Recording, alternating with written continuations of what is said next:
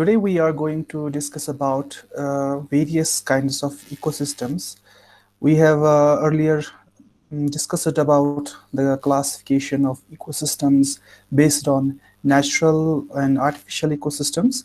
Now we will be discussing in series of lectures the major ecosystems, uh, mainly the natural ecosystems like forest ecosystem, grassland ecosystem, desert ecosystem, aquatic ecosystems. So in that series, we will be discussing first forest ecosystem.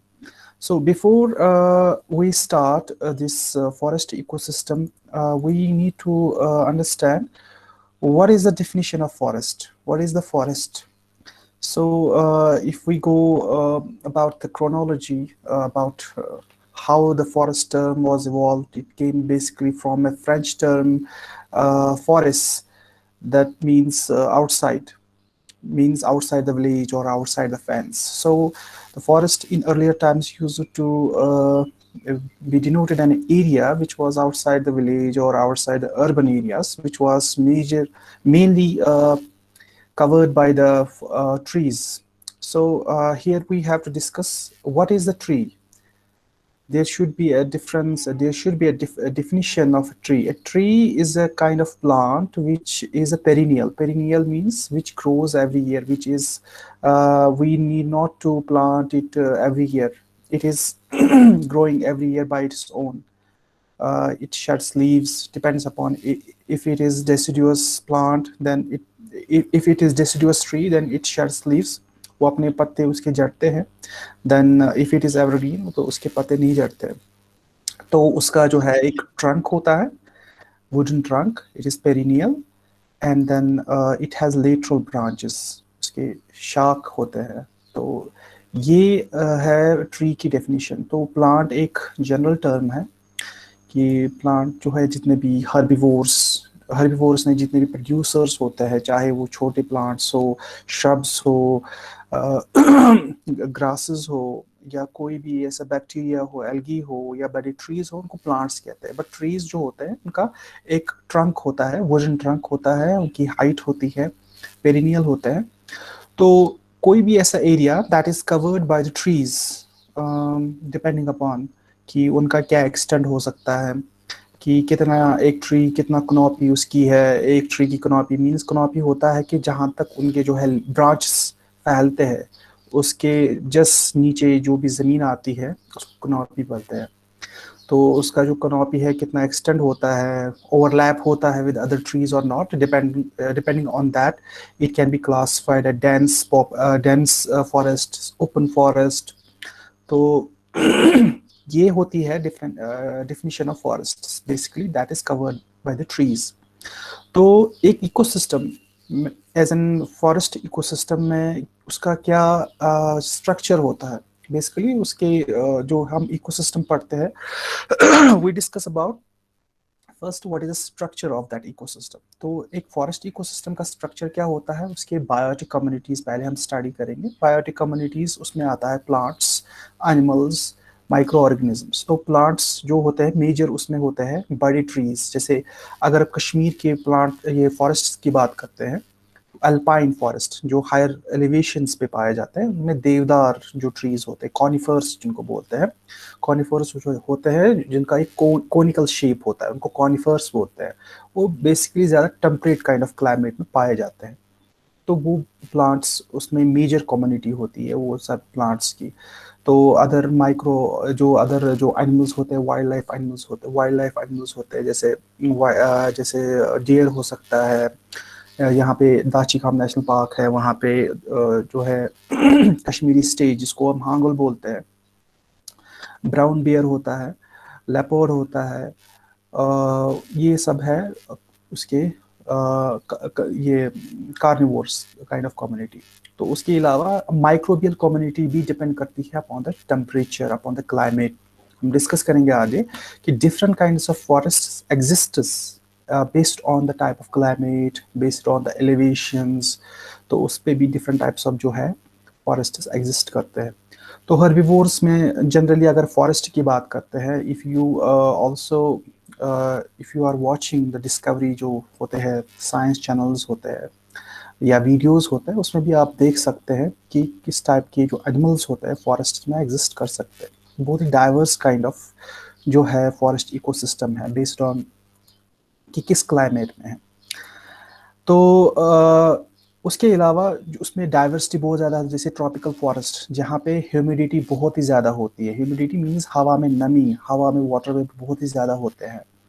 तो उसके अलावा उसमें temperature भी अच्छा खासा होता है। उसमें टेम्परेचर जो है वेरिएशन ज़्यादा नहीं होती है, तो वहाँ पे ज़्यादा डाइवर्स जो है ऑर्गेनिजम्स पाए जाते हैं। जैसे ह्यूमिड कंडीशन में फंजाई, बैक्टीरिया ये ज़्यादा पाए जाते हैं। प्लांट्स जो है ज़्यादा ग्रो होते हैं। एनिमल्स भी ज़्यादा होते हैं ट्रॉपिकल फॉरेस्ट में, जो बेसिकली इक्वेटर के आसपास होते हैं वो काइंड ऑफ फॉरेस्ट्स।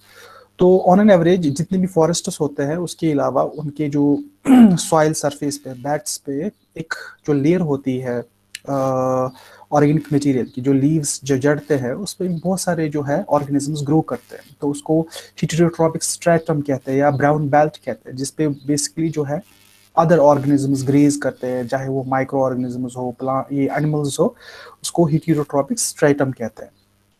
तो उसके अलावा कार्निवोर्स जो प्रीडिएट करते हैं ऑन हर्बीवोर्स, चाहे वो काऊ हो, शीप हो, गोट हो, डियर हो, उस पे वो फीड करते हैं। उसमें लेपर्ड आते हैं फॉक्स आते हैं। तो ये नॉर्मली एक जनरल क्लासिफिकेशन है कि एक फॉरेस्ट इकोसिस्टम में किस किस टाइप के क्रिएचर्स हो सकते हैं।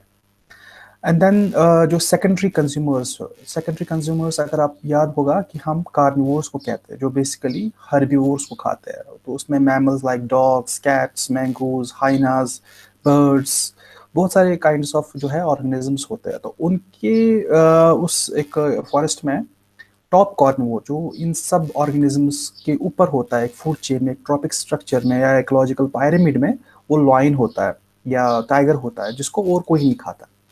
तो ये हुआ आपका प्लांट्स एंड कंज्यूमर्स क्या होते हैं। उसके बाद कुछ एनिमल्स ऐसे होते हैं जो स्कैवेंजर्स होते हैं। स्कैवेंजर्स होते हैं जो फ्लश ईटर्स होते हैं, जो डेड बॉडीज होती है, चाहे वो लेफ्ट ओवर होता है, कोई भी जो हंट करता है कार्निवोर, तो उसमें कुछ बॉडी का जो मांस वगैरह बचता है, या कोई भी ऑर्गेनिज्म, बड़ा ऑर्गेनिज्म वो मर जाता है, तो यूजुअली जो कार्निवोर्स होते हैं वो डेड को नहीं खाते हैं।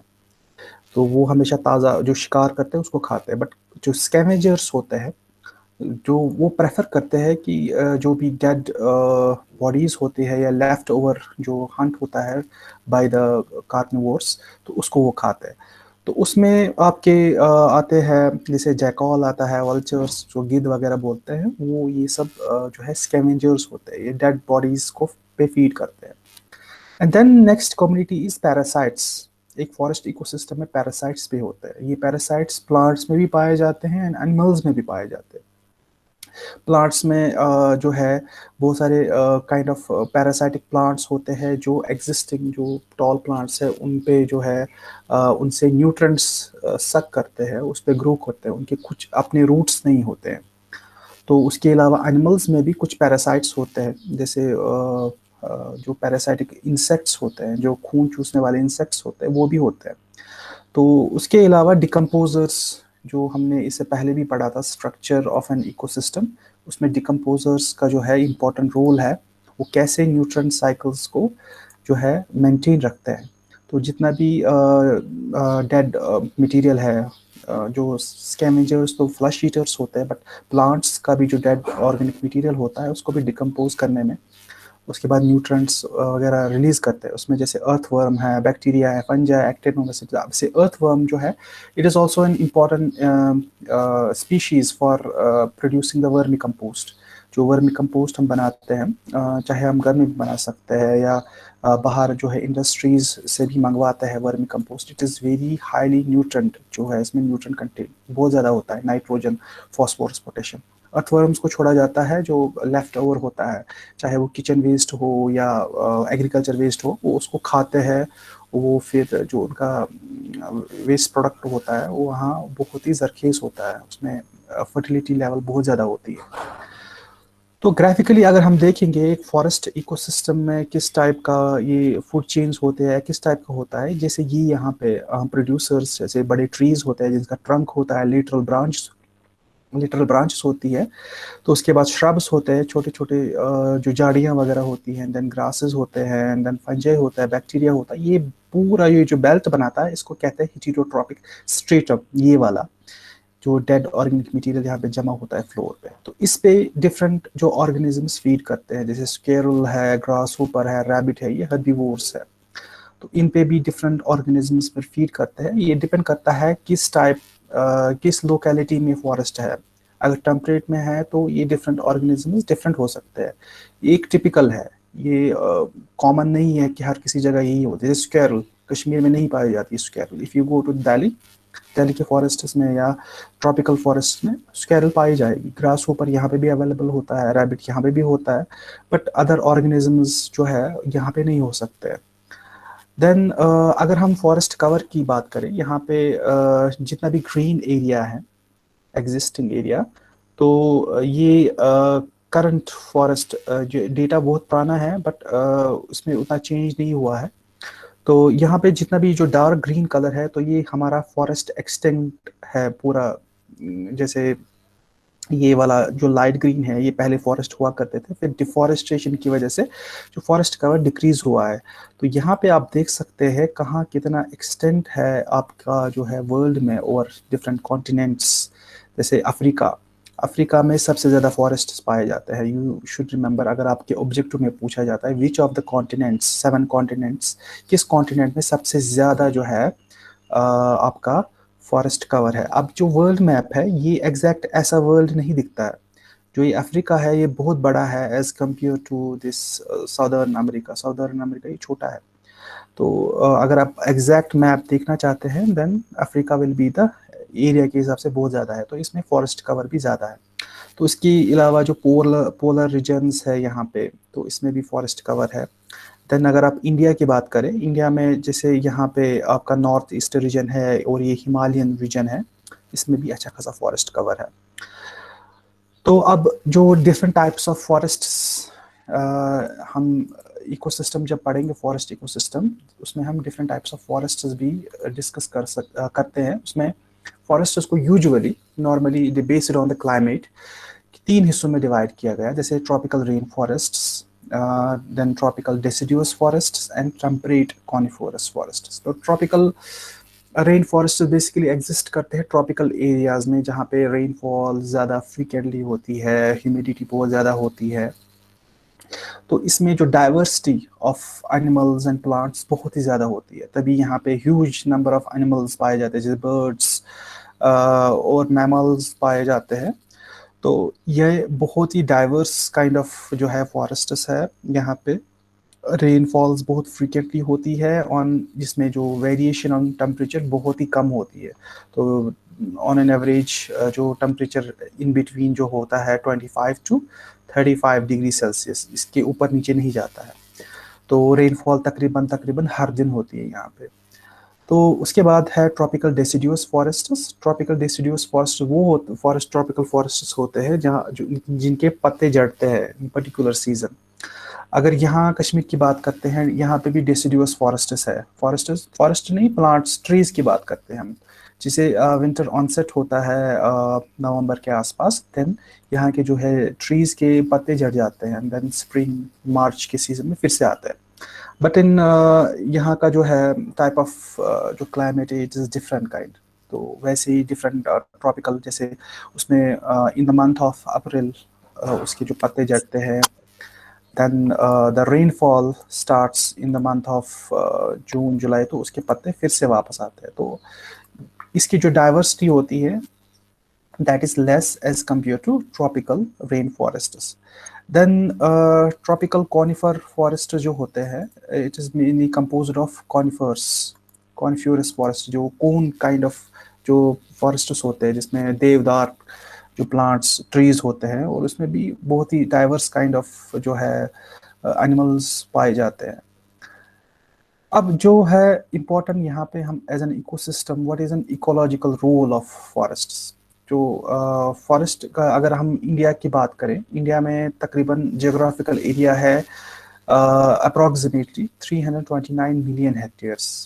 329 मिलियन हेक्टेयर्स जो है एरिया है इंडिया का जियोग्राफिकल एरिया। तो उसमें तकरीबन 63.5 मिलियन हेक्टेयर्स जो है फॉरेस्ट के अंदर है, तकरीबन 21% ऑफ द एरिया। तो ये परसेंट नहीं है यहाँ पे, ये मिलियन हेक्टेयर्स है। तो तकरीबन 21% of the area is under the forest, means कि 1/5 of the geographical area of the country is under the forest. तो इसमें डिफरेंट जो इकोलॉजिकल रोल है, कैसे ये बैलेंस करता है क्लाइमेट को। तो फॉर एग्जांपल ये एक कम्युनिटी लेवल पे या सिविलाइजेशन को या कल्चर को कैसे एनहांस करता है, तो इसका क्या इकोलॉजिकल रोल है। तो पहले ही ये टिम्बर एंड फर्नीचर है बिल्डिंग्स के लिए अवेलेबल करता है। जितना भी हम जो है घर में खिड़कियां वगैरह बनाते हैं तो वो टिम्बर है। फिर फर्नीचर हम जॉइनरी मिल्स वगैरह में यूज़ करते हैं। फिर उसके बाद रॉ मटेरियल प्रोवाइड करता है for paper, board, ply industry. उसके बाद फूडर जो खाना है कैटल्स के लिए, शीप्स, एनिमल्स के लिए। Then forests act as an hydrological modulators. Hydrological modulators क्या होते हैं कि ये जो हाइड्रोलॉजिकल साइकिल है उसको एनहेंस करता है। तो अगर आपने सुना होगा इससे पहले भी कि जहाँ पे फॉरेस्ट से ज़्यादा ज़्यादा पाए जाते हैं वहाँ पे रेनफॉल्स बहुत अच्छी होती है, बिकॉज उनमें लीव्स में ट्रांसपिरेशन होती है, then they improve the water vapour content in the atmosphere. तो उससे रेनफॉल्स बहुत अच्छी होती है। They act as a hydrological modulators.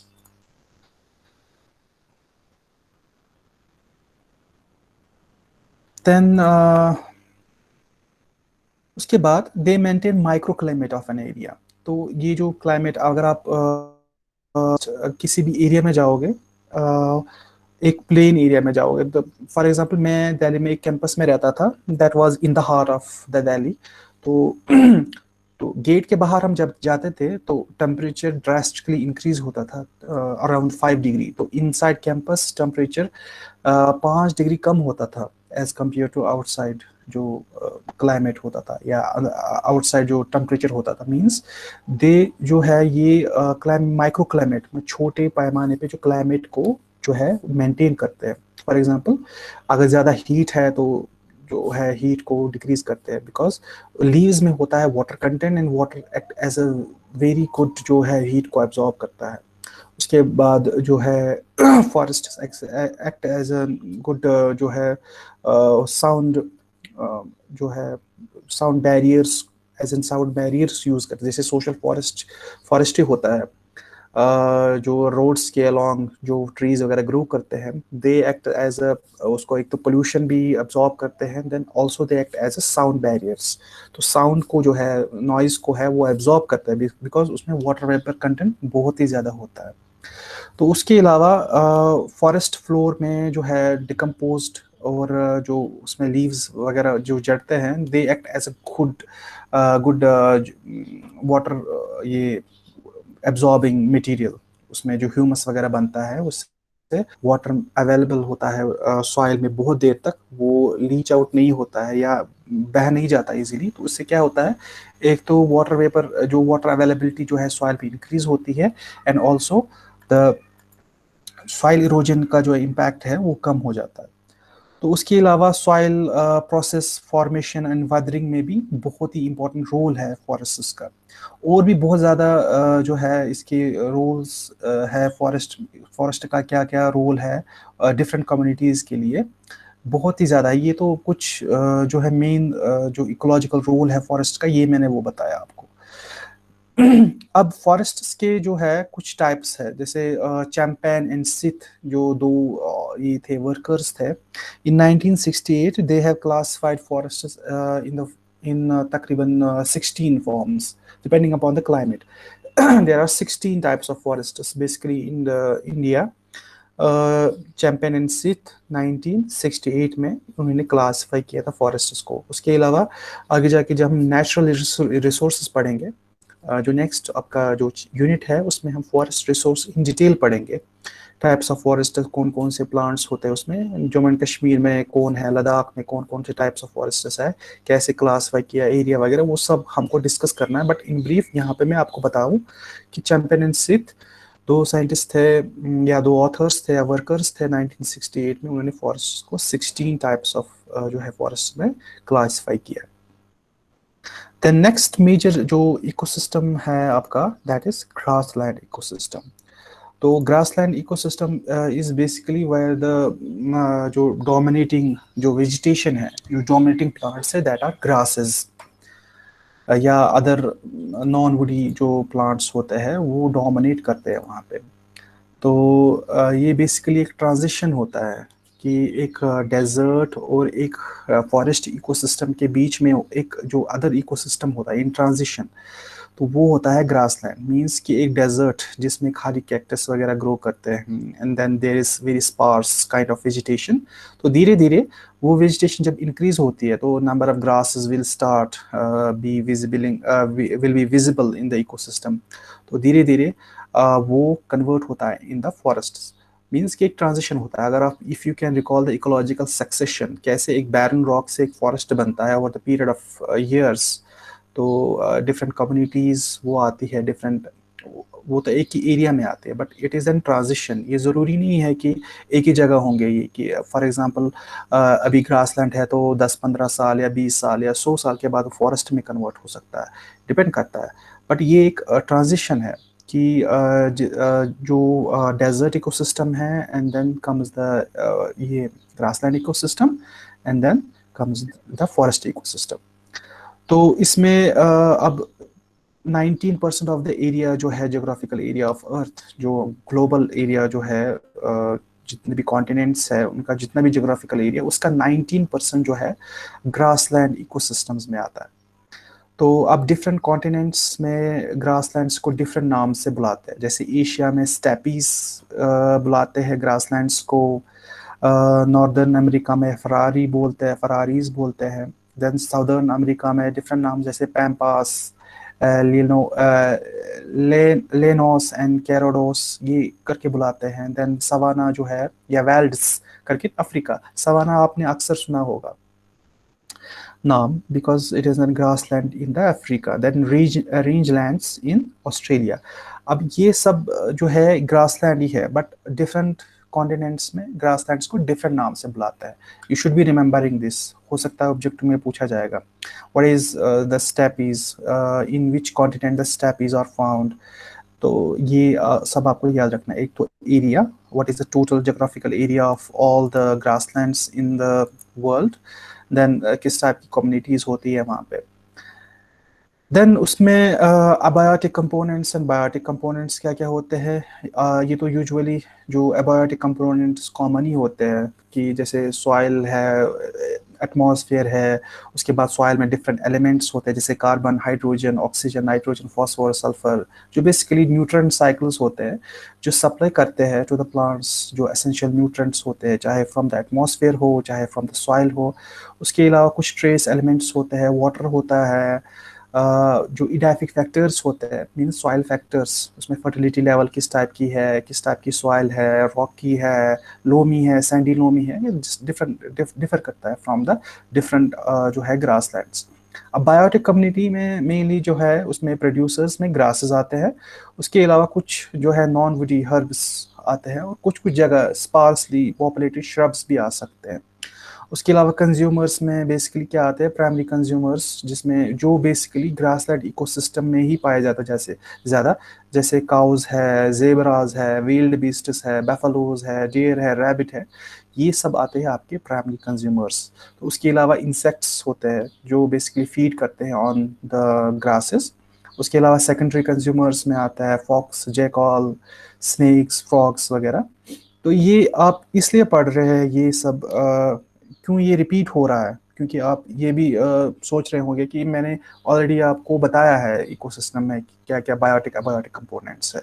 But यहाँ पे आपको एक चीज़ याद रखनी है, आपको जो भी क्वेश्चन पूछा जाएगा, कोई भी इकोसिस्टम का क्वेश्चन पूछा जाएगा, ये ज़रूरी नहीं है उसमें बायोटिक एबायोटिक कंपोनेंट्स सेम हो। एबायोटिक कंपोनेंट्स हो सकता है सेम हो सकते हैं, बट बायोटिक कंपोनेंट्स डिफर हो सकते हैं। तो यहाँ पे जैसे फॉक्स है, जैकॉल है, जो उस काइंड ऑफ जो है क्लाइमेट में ग्रो कर सकते हैं या उसमें डेवलप कर सकते हैं, वही वहाँ पे अवेलेबल होंगे। जो टॉप कॉर्निवोर्स है, जो जैसे स्नेक्स को फीड करता है, उस पर फीड करता है, हॉक्स जो फॉलकॉन वगैरह है वो फीड करते हैं। देन जो है उसमें डिफरेंट काइंड ऑफ जो है fungi bacteria actinomycetes which act as a decomposers जो है वो भी उसमें प्रेजेंट होते हैं। अभी एक परफेक्ट एग्जांपल है एक फॉरेस्ट जो है इकोसिस्टम की, जिसमें प्राइमरी प्रोड्यूसर्स होते हैं कुछ ग्रासेस, अदर जो बेड ग्रासेस वगैरह होते हैं, या अकेशिया होता है, अकेशिया जिसको कश्मीर में किकुर भी बोलते हैं, किकर प्लांट जिसको चुना, ये बहुत ही जो है काइंड ऑफ हार्श क्लाइमेट में भी ग्रो होता है। तो इस पे फीड करता है प्राइमरी कंज्यूमर्स जो बेसिकली हर्बीवोर्स, जैसे विल्ड बीस्ट हो सकते हैं, डियर वगैरह हो सकती है, माउस वगैरह हो सकता है, रैबिट, डिफरेंट काइंड्स ऑफ जो एनिमल्स जैसे डंग बीटल्स होते हैं जो गोबर वगैरह खाते हैं, तो उसके बाद टर्माइट्स हो सकते हैं। ये सारे जो है आपके प्राइमरी कंज्यूमर्स है in a grass land ecosystem. Then secondary consumers जो इन पे फीड करते हैं, जैसे पेंगोलिन जो है, ये जो इंसेक्ट्स एंड जो ग्रासहोपर्स पे फीड करते हैं, मैंगोज ये जो है इंसेक्ट्स पे फीड करते हैं, तो ये आपके आते हैं in the secondary consumers. Then जो टर्शरी है उसमें वाइल्ड डॉग है, हाइना है, लॉइन है, चीता है, ये आते हैं इसमें जो हायर ट्रॉपिक लेवल्स है। अब जब ग्रासलैंड जो है एक सेपरेट इकोसिस्टम होता है फ्रॉम द डेजर्ट्स, तो ये बेसिकली जो है located in between the forest है, जो है डेजर्ट इकोसिस्टम है। अब जो ग्रासलैंड इकोसिस्टम है ये ऐसा मतलब साइंटिस्ट ने ऑब्जर्व किया जिसमें रेनफॉल तकरीबन होती है 500 से 900 मिलीमीटर, तकरीबन 20 से 35 इंच एक साल में इसमें रेनफॉल होती है। तो उसी जो रेनफॉल है उसी उससे क्या होता है, उससे क्या होता है उसमें उस टाइप के जो है ग्रास वगैरह ग्रो होता है। तो बेसिकली जो हायर रेनफॉल जो है ज़्यादातर बड़े फॉरेस्ट्स होते हैं जैसे मतलब नेचुरली एग्जिस्ट करते हैं with higher rainfall, when fact मतलब उसमें भी रेनफॉल ज़्यादा होती है, बट फॉरेस्ट जो होते हैं वो हायर रेनफॉल में ही ग्रो होते हैं। बट यहाँ पे अगर ग्रासलैंड्स में ज़्यादा रेनफॉल हो रही है, बट उसमें कुछ फैक्टर्स होंगे जो फॉरेस्ट को ग्रासलैंड में डेवलप नहीं होने देते, जैसे उसमें मिनरल कंटेंट क्या होगा सॉइल में, या उसमें कुछ ऐसे नीचे रॉक की लेयर होगी सॉइल में जिससे प्लांट्स के रूट्स नीचे नहीं जा सकते हैं, जो है वहाँ पे न्यूट्रिएंट्स एब्जॉर्ब नहीं कर सकते हैं। तो ये डिपेंड करता है कि अगर जो है डिफरेंट फैक्टर्स पे डिपेंड करता है, चाहे वो रेनफॉल हो या मिनरल कंटेंट हो सॉइल में, कि वो एरिया एक ग्रासलैंड जो है फॉरेस्ट में कन्वर्ट हो सकता है कि नहीं हो सकता है। अब वर्ल्ड्स में सबसे ज़्यादा जो है ग्रासलैंड जो है अफ्रीकन सवाना जो है, सबसे ज़्यादा जो ग्रासलैंड पाया जाता है अफ्रीका में पाया जाता है, जिसको सवाना बोलते हैं। तो जिसमें बेसिकली जो मेंटेन किया जाता है बाय पास्टोरलिस्ट्स, जो मतलब माल मवेशी नोमैडिस होते हैं ना, बकरवाल जो होते हैं बेसिकली, जो चरवाहे होते हैं, को अपने कैटल शीप्स एंड गोट्स को उस पर फीड करते हैं।